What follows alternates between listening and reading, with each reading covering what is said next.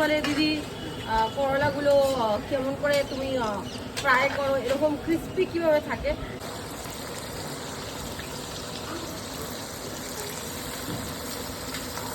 আজকে তোমরা চলে এসেছো আবার নন্দিনী দিদির চ্যানেল, মানে নন্দিনী দিদি অফিসিয়ালে।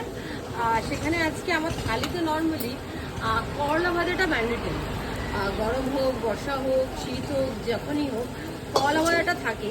তো ওটাই রেডি করছি, একদম পাতলা পাতলা করে করলা করলা কেটে ভাজা করছি। আর এটা কিন্তু ছাকা তেলে ভাজা।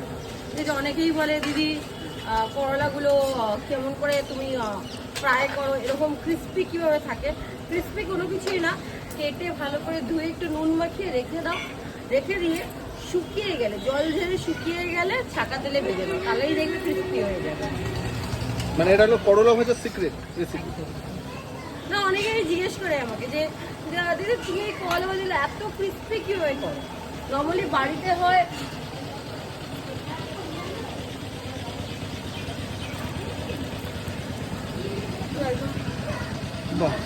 এমনও না যে পোড়া, বাট ওই জাস্ট একটু টাইম নিয়ে ভাজতে।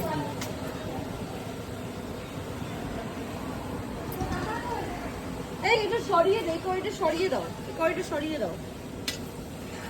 এটা লাগবে কি না, এখন লাগছে না। এটা তো ছাকা তেলে করলা ভাজা। করলাটা ছাকা তেলে ভাজলে ক্রিস্পি হয়।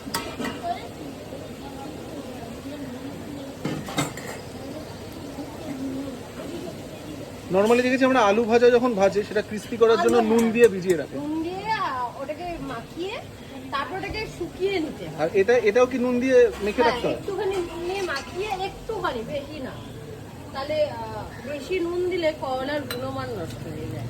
আচ্ছা।